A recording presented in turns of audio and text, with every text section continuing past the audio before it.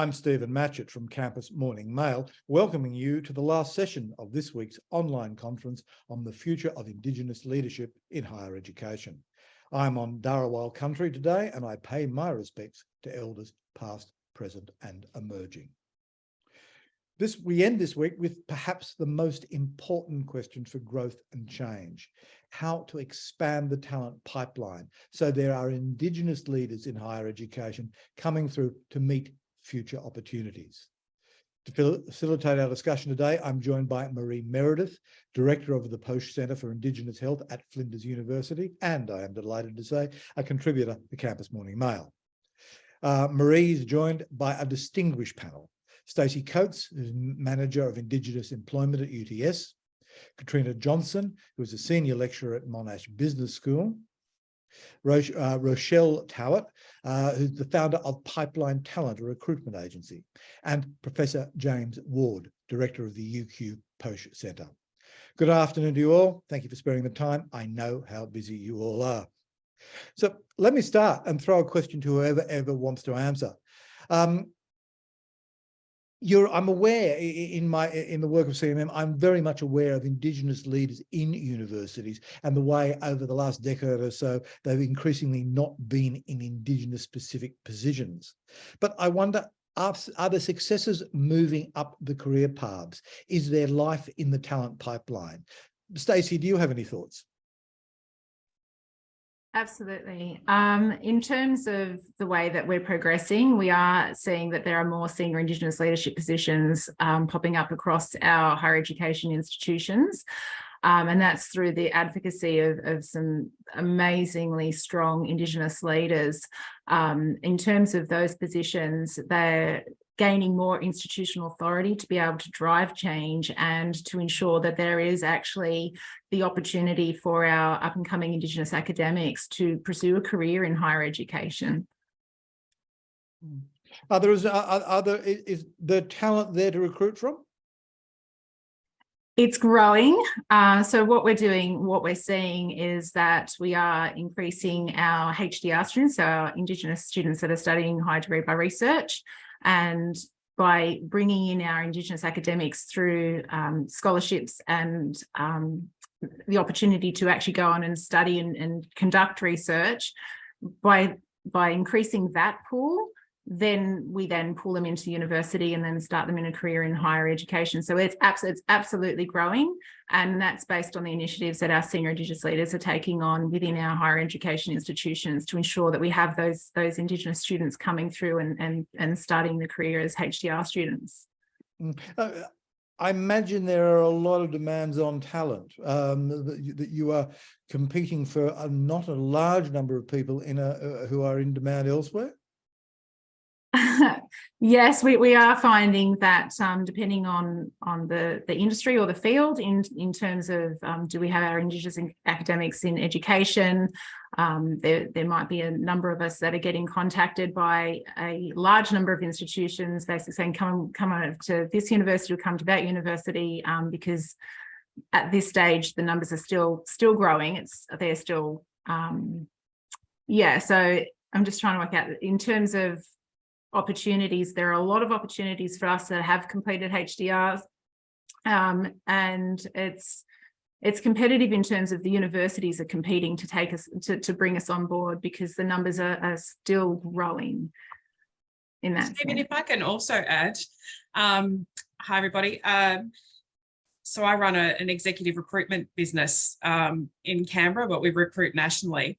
And every day of the week, I'm looking at SEEK of the numbers, and anywhere over the last 4 weeks, there's been between 38,000 and 44,000 jobs on SEEK alone for First Nations people. So the market is incredibly tough. And us as an executive recruiter, yeah. 38 to 44,000 positions. Yes, across the country. Good Lord. It's quite amazing. That's great. It's great. And for you to be competitive in the recruitment market, there's a couple of things. You were recruiting for people who've already got a job. So you've got to think about the values piece. So what does the organisation that I'm going to go and work for, what values do my values align? Does the work align? Does it have a good reputation? If it's got not such a great reputation, then I'm not going. The number 2 thing is remuneration. So making sure that the REM is right. And the number 3 thing at the moment, according to our research, is workplace flexibility is up there with everything now. I know that Katrina's over in the US, so to be flexible in our working environment, the way we work now is so much different to the way we were, but people won't come into the office for 5 days a week.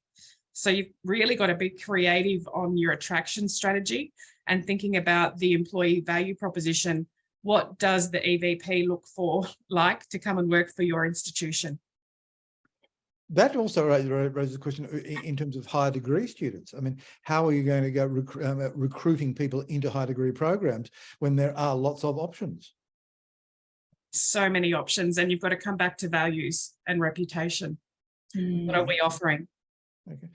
And the succession planning, I think that's probably one of the big things that needs to be thought about a little bit more in the university sector. My first job as a recruiter, and I was never a recruiter, was within the university sector, and there were 10 PVC vacancies across the country. So has the sector done any work on the succession planning of senior roles within the university? I don't think we've got there. And if we're to create a real talent pipeline, we often think about creating the pipeline from below, but really we've got to create it from the top and have options for people to move onwards and upwards. Professor Ward, how does that resonate with the experience at U of Q?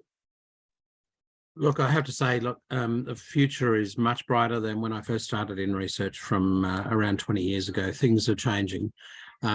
I think there is a kind of shortage of very senior academics to take up the most senior positions in the academy. Like Rachel just said, like the academy has to be a bit more flexible in appointing some of our senior people into these positions across there. I do think I think we have to think outside the square. There are a number of initiatives out there now. Gail Garvey leads a national Health and Medical Research Council grant of $10 million, which is solely aimed at building capacity of Aboriginal and Torres Strait Islander researchers. Right now, we, starting at the bottom with HDR students, we had an experience a few years ago at UQ where we advertised for expression of interest for Aboriginal Torres Strait Islander academics at UQ. And we had 33 applications. Our mob are sitting out there. They're sitting out there. They don't know how to enter these institutions. And so I think putting the feelers out there in different ways will attract our people into these institutions. And right now we're running in 2 weeks' time, we're running this first program for UQ Poche at University of Queensland, and it's to attract HDR students into University of Queensland. We advertised it. We've got 19 candidates enrolled for a 3-day course, which is really about what's a PhD, how do you survive a PhD, how do you pick your topic, supervisors, the ABC of HDR, PhDs. And there are 19 applicants there. They're all ready for PhDs. They're pretty, we screened people, so they're all ready. So there are people out there. I think we just have to tap into our mob in different ways, and I think we'll do some success. The other thing I'd say about the UQ experience, once you get a core group of senior academics, other senior academics come, and that's been a very good lesson. So under the leadership of Pro Vice Chancellor Bronwyn Fredericks, there's still very few senior academics in the university, but 7 professors are in the University of Queensland now, and a few years back there was probably 2. So things are changing. Let's not forget that just 1% of all academics in the country are Aboriginal and Torres Strait Islander. So we have got a long way to go, but what is promising is that there's a great big pipeline, and I see the number of PhD graduates every year, and it'll take a few years, but like at least in 10 years' time, we'll be in a good space. I think people will be really competing rather than being gifted for jobs. Yeah. I'd like to turn to Marie for the experience of Poche in remote communities and attracting talent there. But then, if I can come back to you, Professor, and anybody else wants to address it, somebody yesterday talked about culturally appropriate research and selling the idea of it and explaining to people what could be done. In that case, it was in psychology. I wonder, in terms of your 19, how are there people who want to work in issues that are specifically relevant to their communities? But can I just flag that one and come back to Marie? Marie, yeah, first, thanks, Stephen. Yeah. Where do you go? I mean, it's what Flinders Poche does is service a remote and in many ways difficult area to reach and to attract talent too. How do you address that in terms of research training? Look, Stephen, I think it's looking towards reframing how we actually do research, and to understand that our researchers are not just coming in at the HDR kind of point, but that there are a lot of community members that are already doing research but are not recognised formally. So part of where we're going with Poche SA+NT is to look at how we can actually develop our community researchers, and that Flinders and other organisations are actually helping to build that capacity, to grow that pool, but also to look at how we can actually build formal qualification in.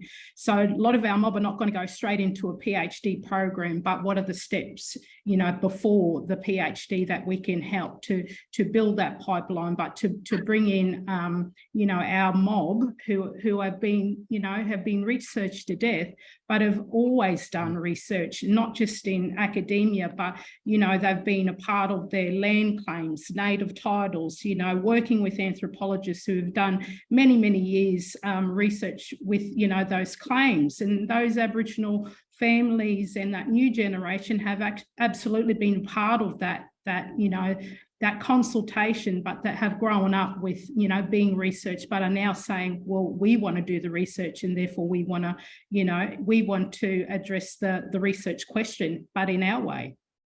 Professor, I wonder on that, my question before was convoluted, but is it a question of being able to say to young Indigenous scholars who will ask you, what's in it for them, and their communities? Why go down an HDR path?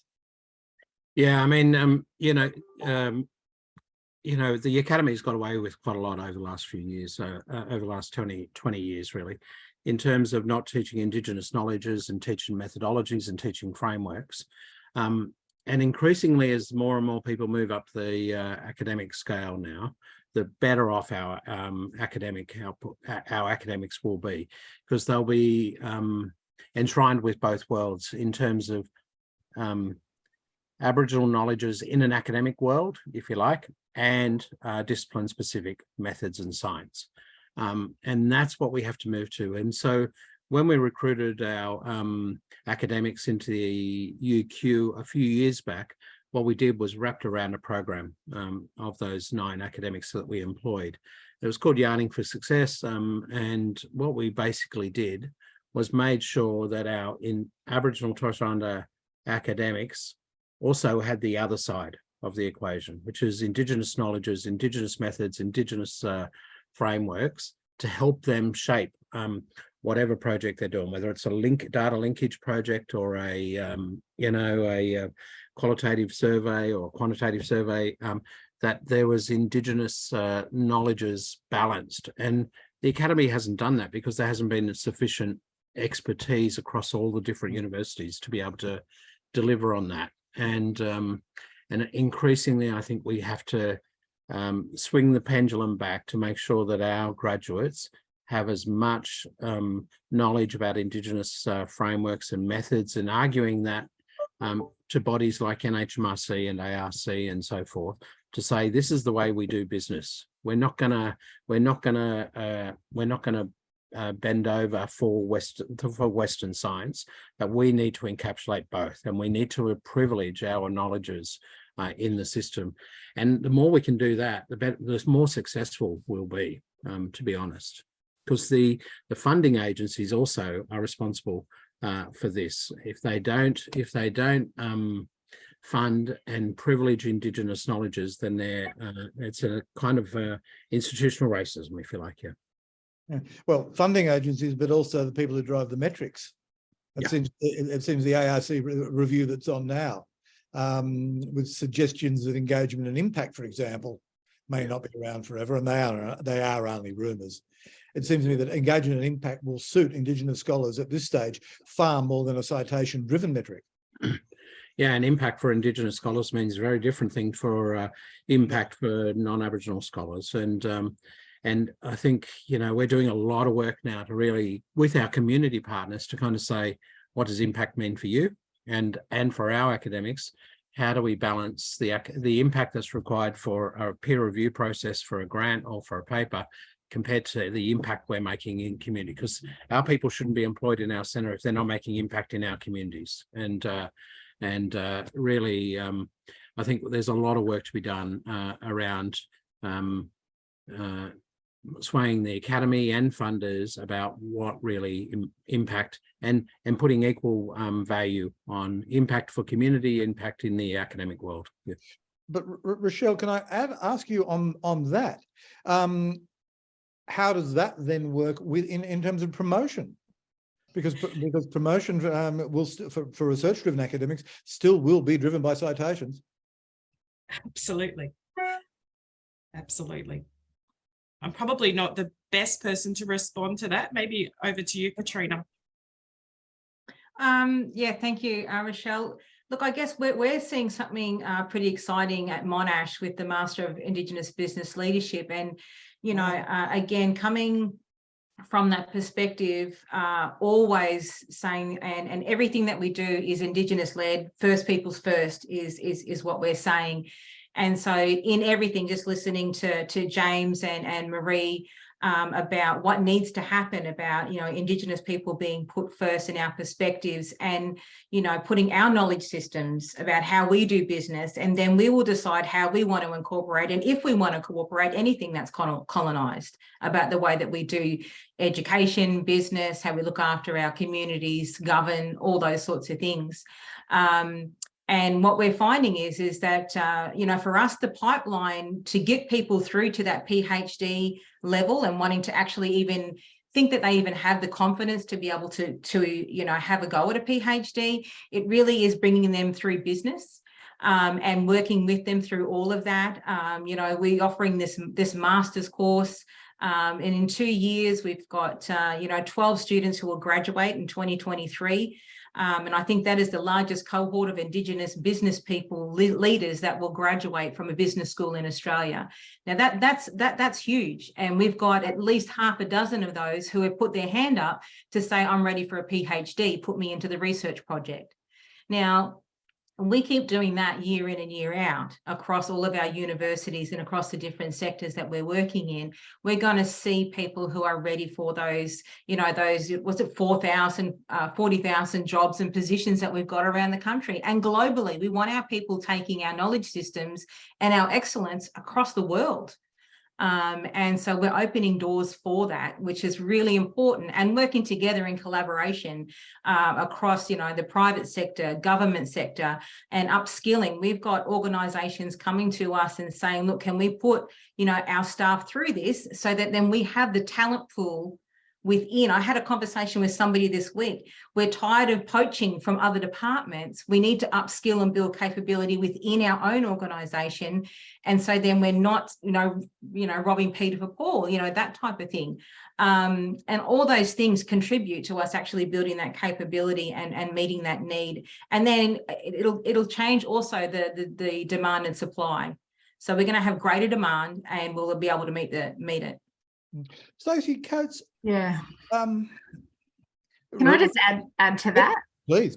Yeah. Okay, so spot on in terms of growing your own, because at the moment, while we're still trying to build our talent pool, there's a lot of poaching going on.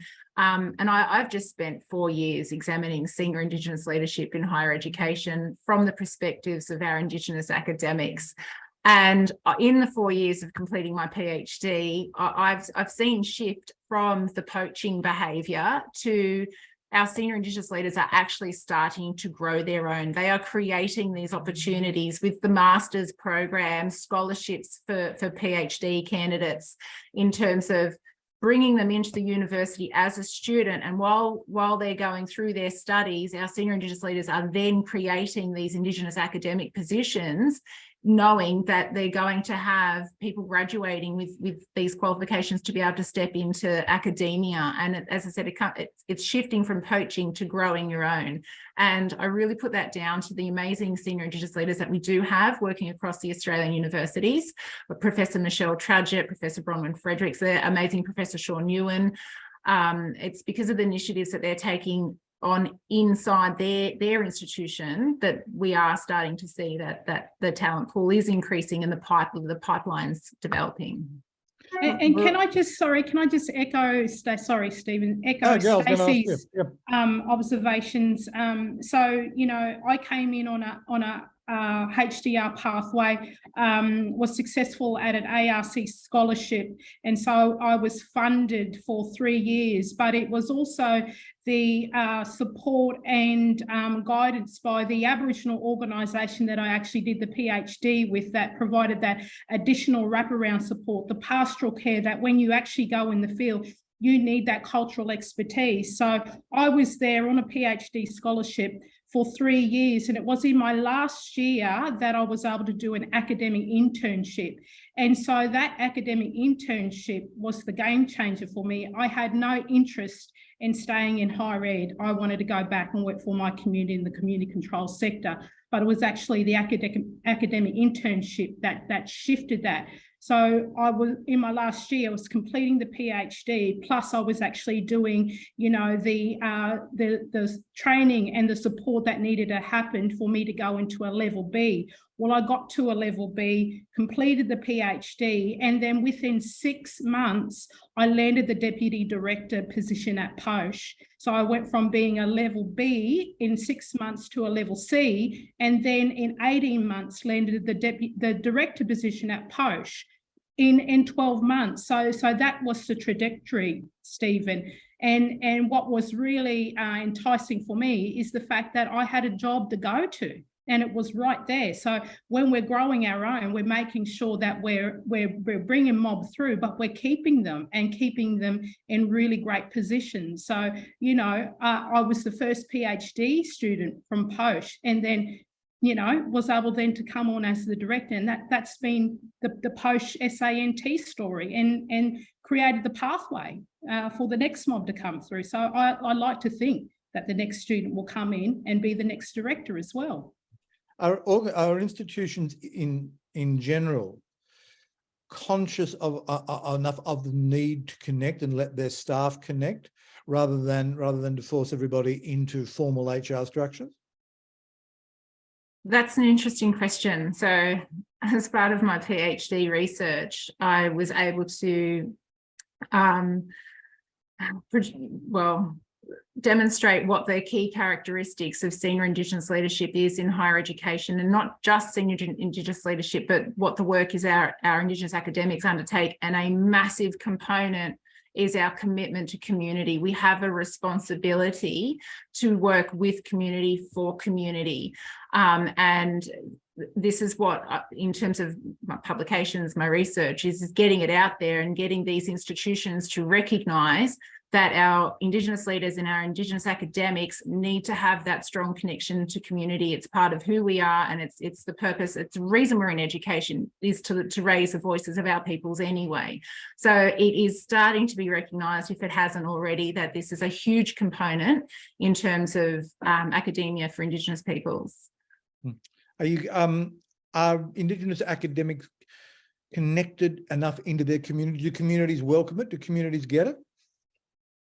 I think you're not a researcher if you're not connected into communities, and an Aboriginal and Torres Strait Islander researcher, you can't survive, you can't thrive if you don't have connections, if you don't have credibility, and you don't have the right process and understanding of communities. You're not with you can't do it, you can't survive. So The answer is yes. People are connected. If you're not, you don't survive very long in the academy.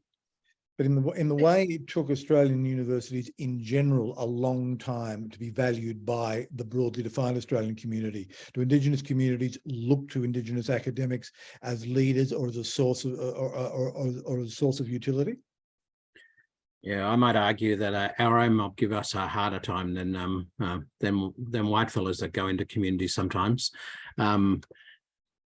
But that's great for us because we can have those open and frank discussions about the right process. One thing that constantly arises when you talk to community about researchers, in fact, we had a meeting, a national meeting just a few weeks ago. And the thing that everyone says, like these are from Aboriginal Community Controlled Health Services nationally, the thing that everybody says is that we've been burnt by researchers. Too many researchers have burnt them. And they're not necessarily Aboriginal and Torres Strait Islander researchers. They've been burnt by non-Aboriginal researchers over a long period of time, and they're hesitant. And so it takes a long time to build trust, and it takes a long time to build faith with our communities, even for us as Aboriginal people. So it's a hard piece of work. I think it's undervalued by the academy. I think it's really engagement processes are really undervalued by the academy. But once you're established and you've got really good connections, you've produced output, people see it. Our mob are so connected. Like if you stuff up in one state or territory, the whole community knows. And so you're not going to be worth anything if you're an Aboriginal person, you burn communities, you're going to be nobody. And so it's really important we get it right. I think it's undervalued, the amount of engagement it takes. I think many of our communities have been burnt by research over the years, but I think there's a lot of opportunity to work with communities if they feel safe and they trust our mob that are approaching them for research, or they're better off. We want them to come to us with research ideas. Yeah. Seen as research partners, not as research subjects. Yeah. Yeah. And I think community are looking for something different too, Stephen. So if we're looking at indicators of impact or success, mob are looking for whether or not your research has employment. Do mob get paid appropriately? Does it have the ability to take people back on country? Does the research enable language to be embedded in the project? So, when we look at impact, we've got to start looking at these other indicators. Yeah, and also a very narrow question, but methodology. I mean, it's taking me a long time to get my head around this, that there are not just a set of methodologies in a given discipline that are universal and value neutral. Physics, or astronomy. Somebody pointed out astronomy the other day. That there are lots of different ways to view astronomy, which do not sit in a Western paradigm. That was sort of a question rather than a speech from the floor, which is came across like one thing. It does puzzle me about all this. What about the career paths for professional staff? Yeah, I mean, where does recruitment, say, at UTS fit there? Okay, I just need to jump in and say I'm at Western Sydney University. So, sorry. Not UTS.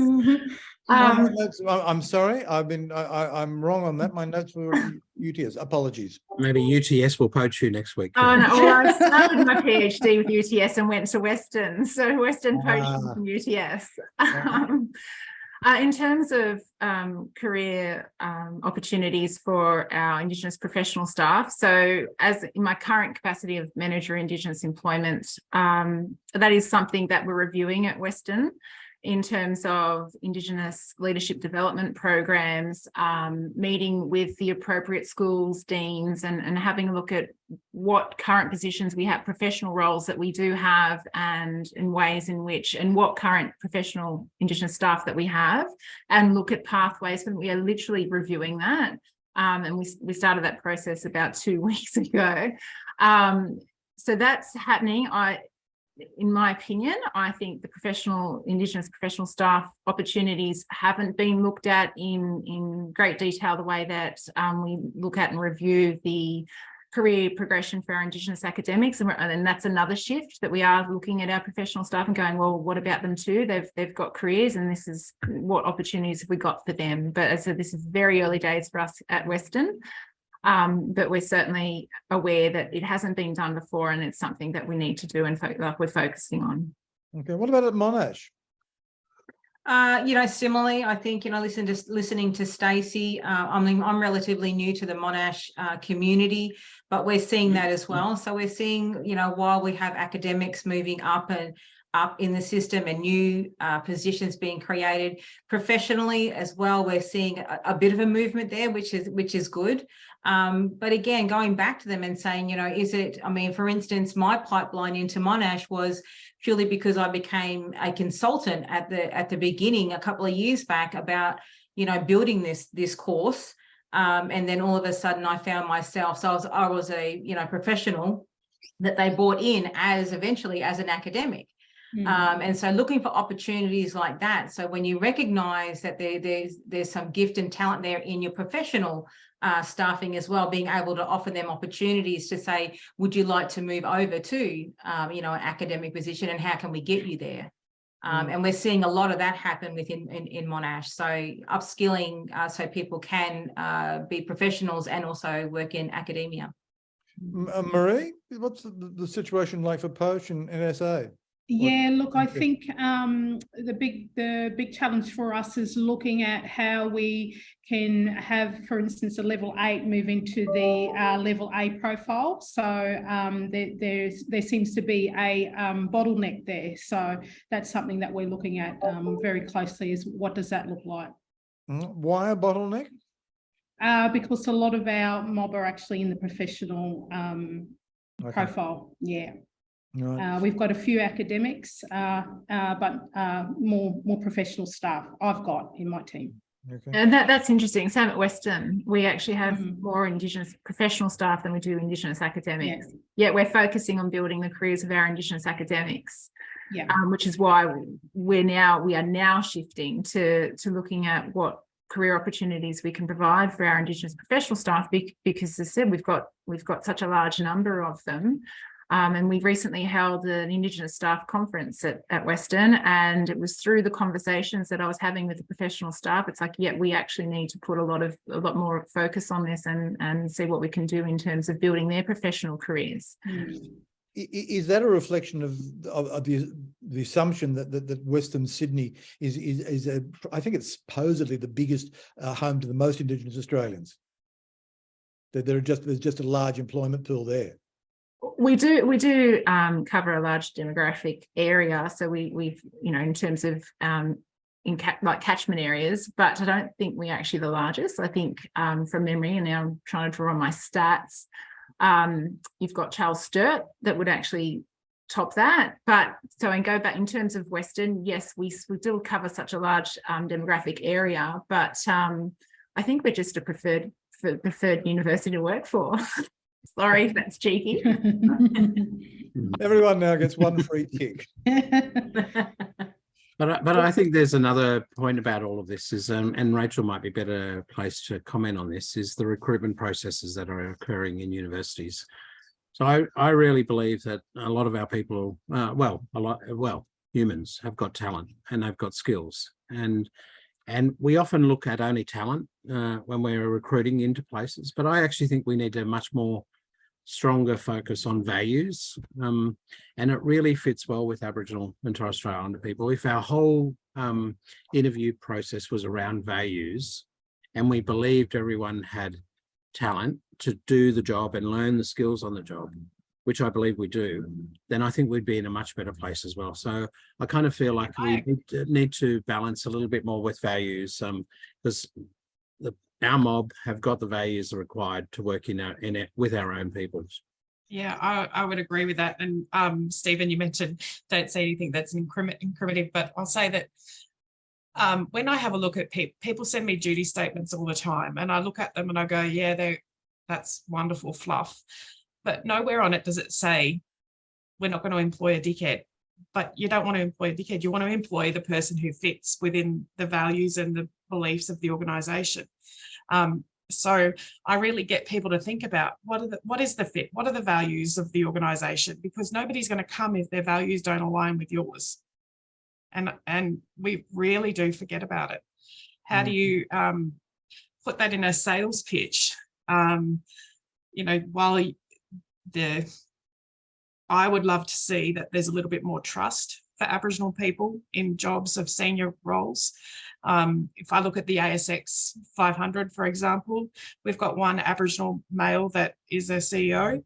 We've got no board members, we've got no, and I could assure you that all of you are on this call today are probably on some advisory committee somewhere around the traps. I'm on about 3 or 4, but you know, do they trust you to do, you know, be a part of your real board? Do they trust you to be a part of the decision-making process? So we're trying, that's, you know, people ask me what success looks like all the time. And the reason I started the business 7 years ago was just simply after reading a magazine article that talked about women in the pipeline and how women's numbers were increasing across corporate, community and government. But we've, and I thought if I changed the word woman to Aboriginal and Torres Strait Islander people, where would the numbers sit? And it's evidently flatline. And we need to do something about that. And the university sector has a large role to play in changing the landscape of Aboriginal leaders across the country. And you know, the success for me looks like when I fly into anywhere in the world, anywhere in Australia, and the buildings are up in lights, and I know that there's an Aboriginal leader running that business, making a difference, and is being trusted by the world to do their job. And but we've got to create really solid pipelines, and I think everybody's mentioned that you've got to look within. Because they're too hard to get from outside to bring them in.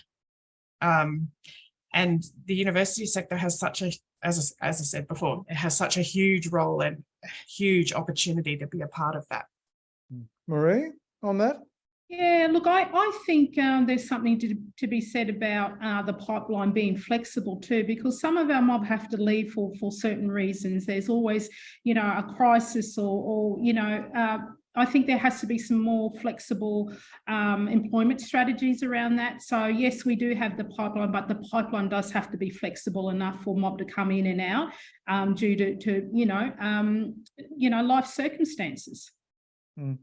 Yeah, we make the, you know, the example for women, you know, to leave and have children and whatever else we might do, but we don't necessarily think of that in a positive form of Aboriginal people need to go back to community for whatever reason. You know, 4 months into starting my business, I got my brother's 2 babies, who I'm reparenting again. All of those sorts of things people just don't even think about. I'm doing kindergarten again. Too old. You will stand out. I mean, you're the Arnold. You are a female Arnold Schwarzenegger in the famous film. I absolutely, yes, kindergarten cop. That's me. I'm very much, by 30 years, probably the oldest mum at drop off at kindergarten orientation this morning. What about? I mean, sorry, do you want to say something, Professor? yeah, I did. I just thinking about what Rachel was saying, and when we're thinking about pipeline, I mean, we think about, you know, a lot of the discussions that I have with our mob that are in the not-for-profit sector, we know that we're already, you know, heavily under-resourced. And so then for them to, you know, we've got people who are sitting at, you know, middle management area or just can't quite apply for that CEO position yet or that CFO position in their, you know, community organisation because they haven't got the qualifications, but I can't get the paid release to go to do study because my organisation can't afford it. We don't have the funds for it.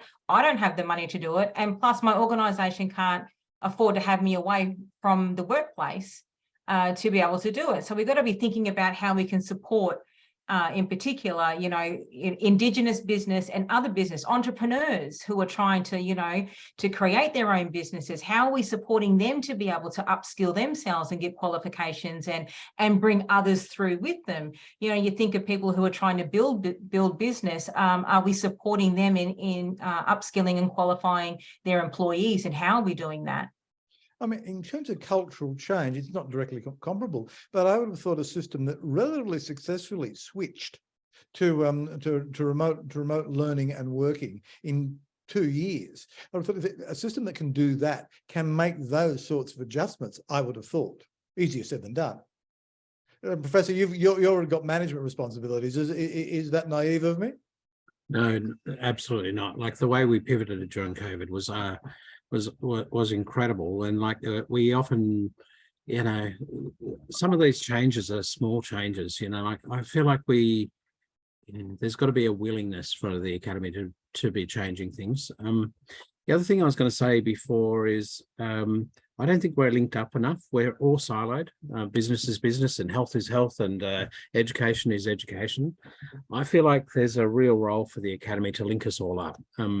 It's the way we do business. I recognise as a health researcher that we can do our very best in health, but if education is not doing the same job, or housing's not doing the same job, or there's not economy and employment, we're only doing half the job in health.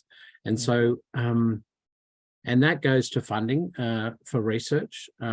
We're funded for health interventions or health projects. I would love for us to look at a health project, but also the impact of everyone being employed in a community at the same time, or for there to be appropriate housing in that community at the same time, because I think we'd have exponential results in terms of outcomes if we could look at things in a relational way, which is the way we think as Aboriginal people. Everything's related, and if we continue to work in silos, it's probably one of the reasons why closing the gap indicators are a little bit stalled, is that we're working in silos and we're not working relationally enough together. And so, I'd really love if we could all hook up at some point, professionally across disciplines, and really see where there are synergies to have great impact with communities too. And yet I'd be willing to bet health is one area which is probably in better shape than a lot of the other ones. I mean, the old line that a physicist knows what's going on at a university across the road rather than what his colleagues are doing down the street. I think I've dropped out. Absolutely, yeah. Sorry, so people at my front door here. Oh, that was the face I just saw coming out. I thought, Job, you've changed. Yeah. Stephen, I just want to pick up on James's point. What we've been doing at Poche SAS+NT is we want to grow these 500 health leaders, but we know that those 500 health leaders are not going to come from health, hey? So what we had to do is look outside our own sector, and we know that a lot of our mob are in the creative industries. They're mob that are working on country ranger programs. They're also mob that are working in sports and rec. So here's a great opportunity to expand that holistic health definition of leadership. So, and that's some of the work that we've been doing at Poche SAS+NT, is that to understand Aboriginal health and better outcomes, we've actually got to go outside of our own discipline and our own sector. Rochelle, how would you put together a program to do that for a client, or what would you say they needed to do? Oh, that's a whole different conversation to be had. Yeah.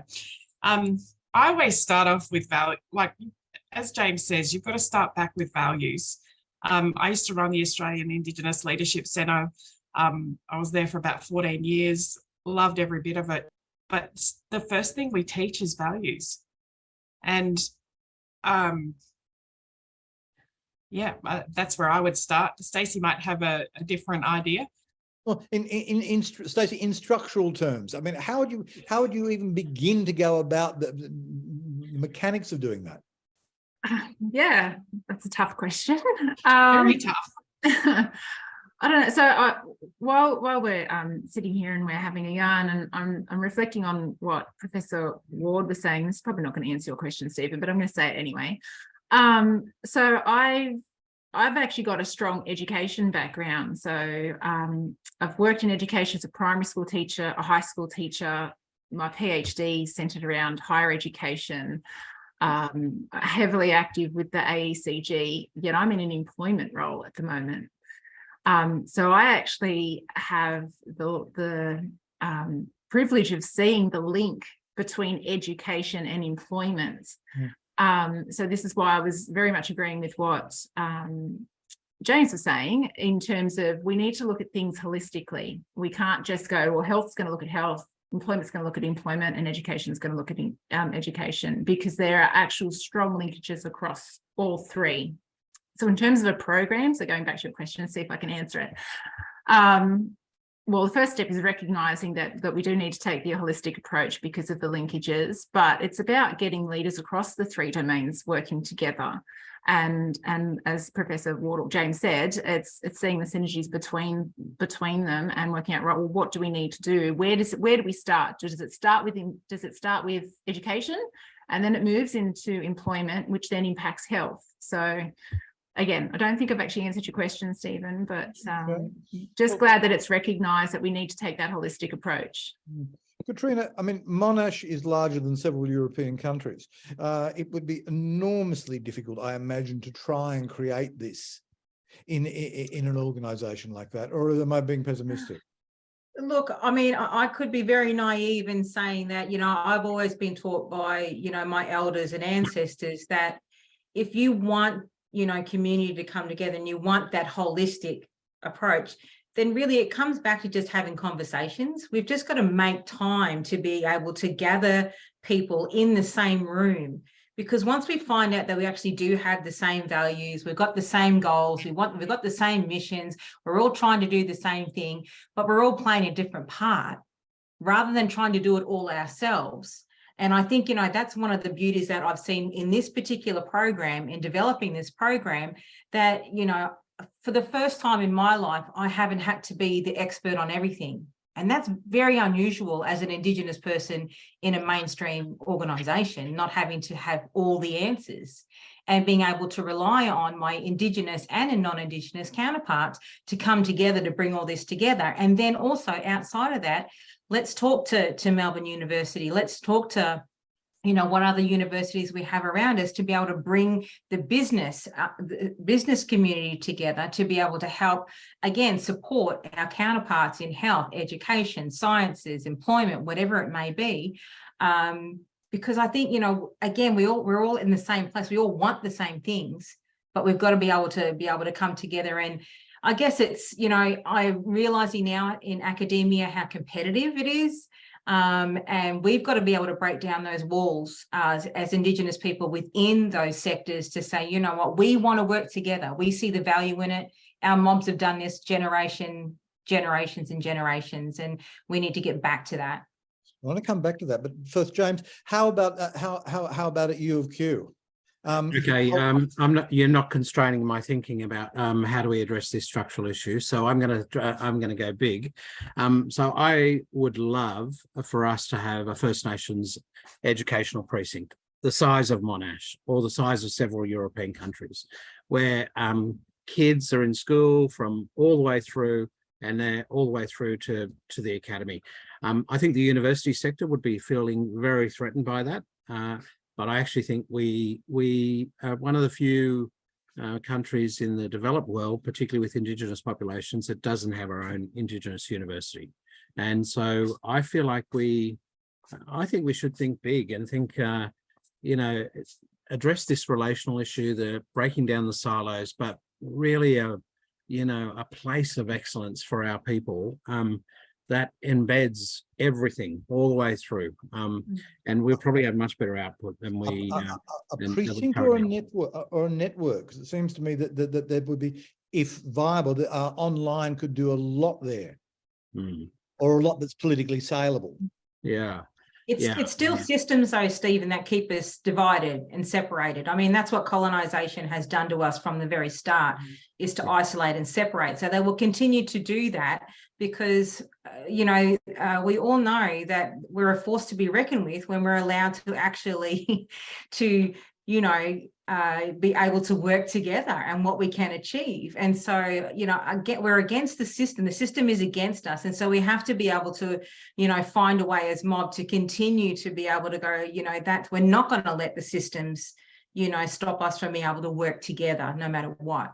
But is education the best possible means to work towards that? I would say it's definitely an entry point. But when you're talking about education, I'm talking I'm talking like pre-kinder.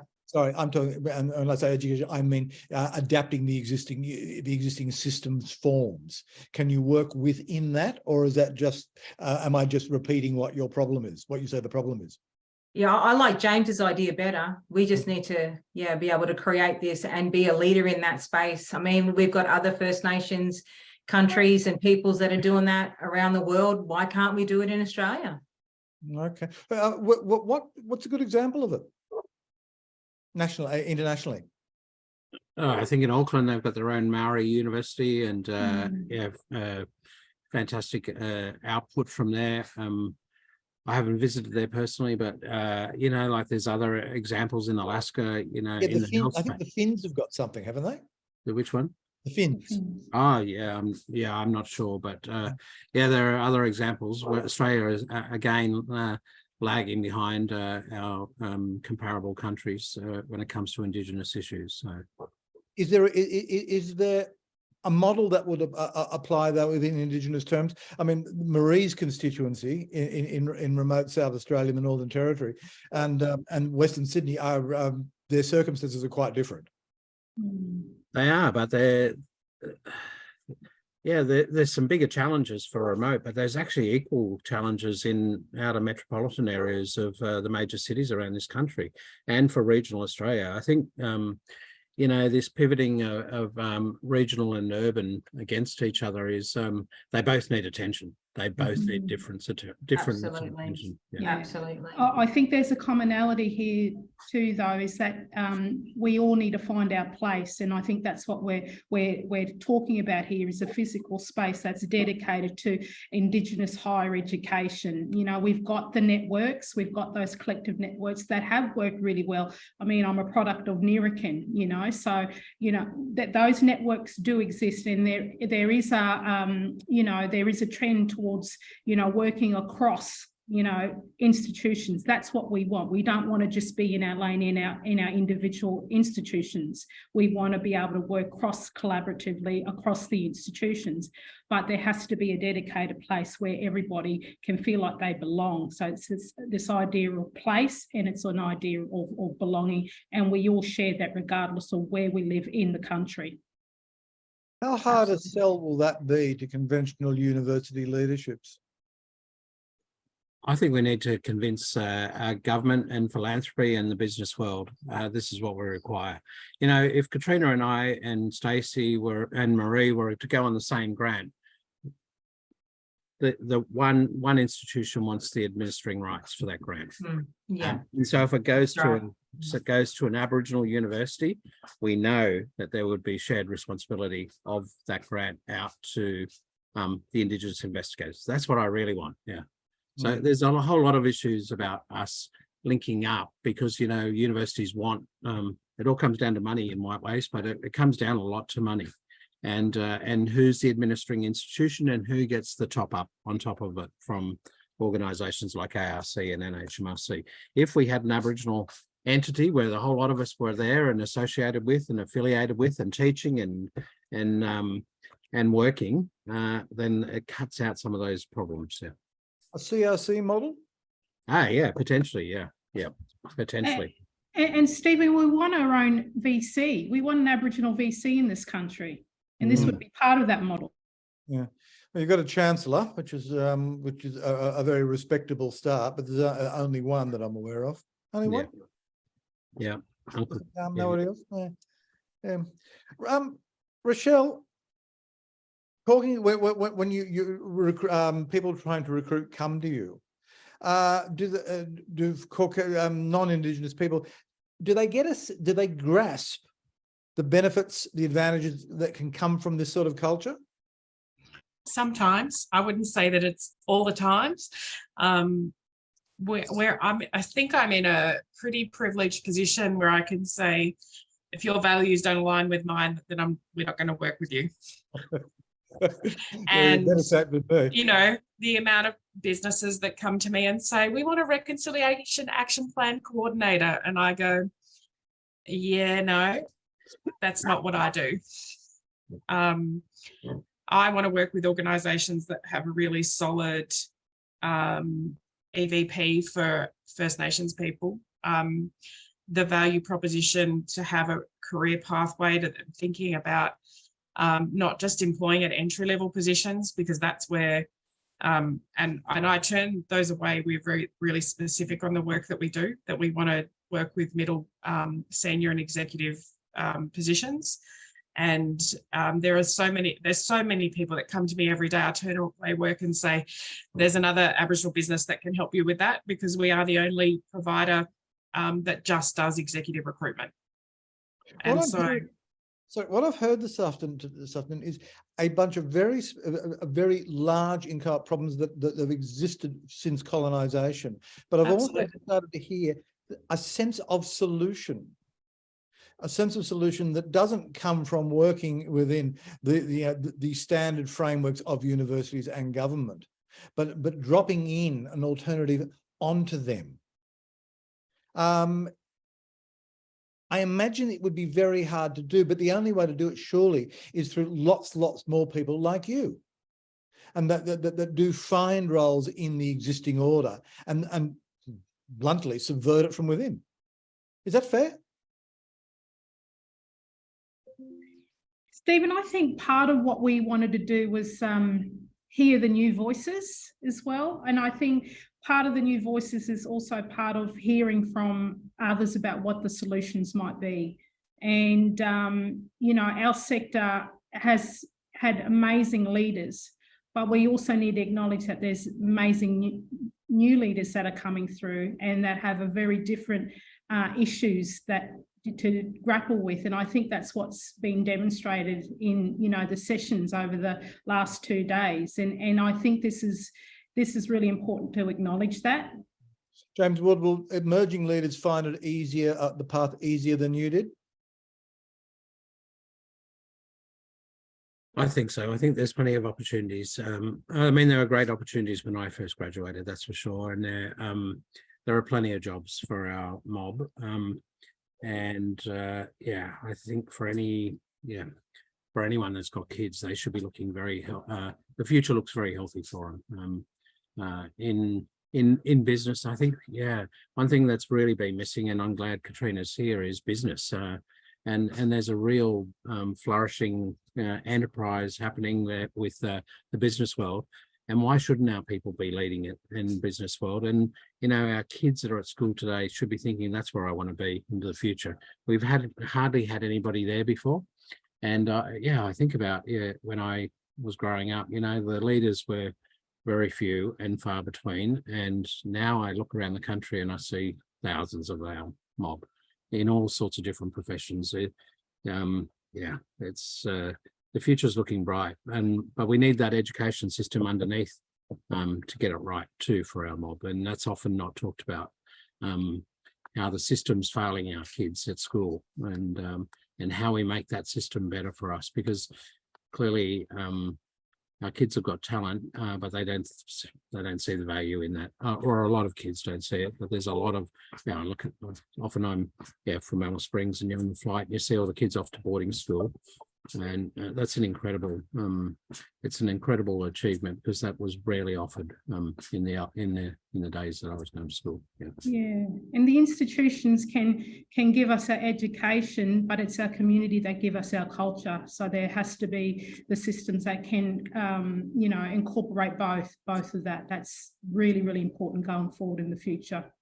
Stacey? And making that way as well for our mature age students to come back into study, those that were not able to access education, you know, 20, 30 years ago for very good reasons. There were so many barriers that there was no way they were going to be able to succeed. And so that now we've got them coming back and saying, well, I've got 25 plus years experience. I've got a bunch of incomplete, you know, associate degrees and certificates and diplomas and all of this under my belt, but I've never been able to get a degree.